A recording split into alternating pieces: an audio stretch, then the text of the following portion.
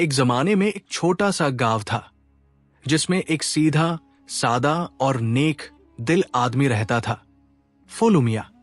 उसकी बीवी की मौत बहुत पहले हो गई थी और उस वक्त उसकी बेटियां रुबीना और मरियम बहुत नन्ही मुन्नी थी। मां के जाने के बाद फलू ने दोनों बेटियों की परवरिश तनहा की। उन्हें कभी मां की कमी महसूस न होने दी। रुबीना नरम दिल, साबिर और घरेलू थी, जबकि मरियम बहादुर, समझदार और जल्द फैसला करने वाली लड़की थी।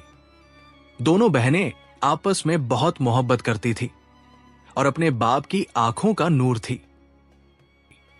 उसी गांव में एक औरत रहती थी, शाहिदा।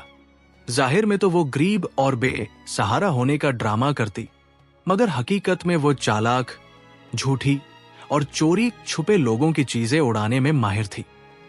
वो लोगों के घरों में हमदर्दी का बहाना बनाकर जाती, रोती, धोती, बीमार होने का नाटक करती और मौका पाते ही कीमती चीज गायब कर देती। फजलू जैसे सीधे लोग उसकी असलियत समझ नहीं पाते थे।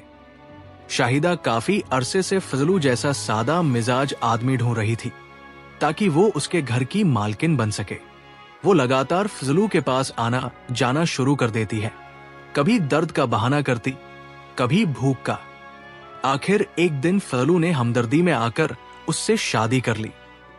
घर में कदम रखते ही शाहिदा ने अपना असली चेहरा दिखा दिया। शुरू के कुछ दिन वो अच्छी बनी रही, मगर फिर उसने रुबीना और मरियम पर ज्यादती करना शुरू कर दिया। वो उन्हें बहुत कम खाना देती, ज्यादा काम करवाती और बात बात पर चिल्लाती। फजलू को वो बीमार होने का ड्रामा करके अपने काबू में रखती। फजलू अपनी बेटियों की परेशानी समझ ही नहीं पाता था। शाहिदा की एक बेटी थी, सना। सना भी अपनी मां की तरह जहरीली जुबान और मक्कारी में माहिर थी। मां, बेटी दोनों मिलकर रुबीना और मरियम को घर से निकालने की कोशिशें करने लगी। घर छोड़ने का फैसला। एक दिन शाहिदा ने इतना जुल्म किया कि दोनों बहनें रोते रोते घर छोड़कर निकल गई। वो बिना सोचे समझे चलती रहीं, भूख से निढाल, लेकिन बदबख्त माहौल से दूर। गांव से थोड़ी दूरी पर एक कदीम चांदनी कोठी थी। ये कोठी अपनी पुरसिरार कहानियों और चमकते फर्श के लिए मशहूर थी। दरवाजे पर एक सफेद, रीछ बूढ़ा फकीर बैठा था। दोनों बहनों ने उसे अपना हाल सुनाया। फकीर ने अफसोस से सर हिलाया और कहा, बेटियों, अल्लाह जालिमों के घर कभी खैर नहीं होने देता। आओ, मैं तुम्हें वो जगह दिखाता हूं जो तुम्हारी भूख प्यास दोनों की किफालत करेगी। वो उन्हें दीवार के पास ले गया, हाथ फेरा और एक छुपा हुआ दरवाजा खुल गया। अंदर बेशुमार खाने, दूध से भरी देगे, ताजा रोटियां, फल, मीठे और बर्तन रखे थे। रुबीना और मरियम शुक्र गुजार होकर रोज वहां से खाना लेती और चुपके से घर लौट आती। सना की जासूसी।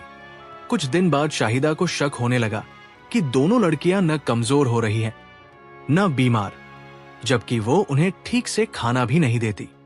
उसने सना से कहा, जा पीछा कर इनके, मुझे राज पता चलना चाहिए। सना उनका पीछा करती रही और चांदनी कोठी का भेद पकड़ लिया। वो दौड़ी हुई मां के पास गई और सब बता दिया। शाहिदा गुस्से से पागल हो गई। उसने कुछ आदमियों को बुलाया और चांदनी कोठी का गुप्त कमरा तोड़वा दिया। हर बर्तन, हर देग, हर चीज बर्बाद कर दी गई। अगले दिन जब दोनों बहनें वहां पहुंची तो नजारा देखकर जोर जोर से रोने लगी। अचानक फकीर कहीं से प्रकट हुआ और बोला, गम न करो बेटियों, अल्लाह का रिस्क कोई खत्म नहीं कर सकता। वो दीवार के करीब बैठकर कुछ विर्द करने लगा। अचानक जमीन फटी और नीचे से शहद जैसा मीठा चश्मा निकलने लगा। फकीर ने कहा, यह पानी तुम्हें ताकत देगा। शाहिदा जब देखती कि बहनें पहले से ज्यादा तंदुरुस्त हो रही हैं, तो उसका हसद और बढ़ जाता। एक दिन उसने फजलू से कहा, अगर तुम चाहते हो कि मैं ठीक हो जाऊं, तो तुम्हें अपनी बेटियों का पहला खून मेरे माथे पर लगाना होगा। फजलू ये सुनकर कांप गया। लेकिन बेवकूफी में यकीन कर बैठा। जंगल गया, रोता, गिड़गिड़ाता रहा। आखिर एक हिरण का शिकार किया और उसका खून ले आया। शाहिदा खुश हो गई। उसने समझ लिया कि दोनों लड़कियां मर चुकी हैं, लेकिन असलियत यह थी कि फकीर उन्हें एक महफूज जगह ले गया था। कुछ अरसे बाद 3 नौजवान शिकारी, कामरान, बशारत और सादिक, जंगल में बहनों से मिले। उनकी कहानी सुनकर उन्हें अपने घर ले गए। कुछ ही महीनों में दोनों की शादी हो गई। जिंदगी नए रंग में ढल गई। कई साल बाद रुबिना के यहां एक बेटा पैदा हुआ, अमीर। अमीर का अजनम।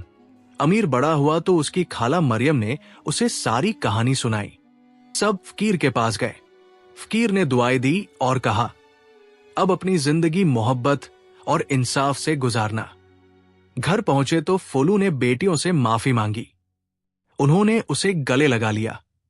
शाहिदा और सना पहले ही बीमारी से मर चुकी थी और यूं सबने मोहब्बत और सुकून भरी एक नई जिंदगी शुरू की।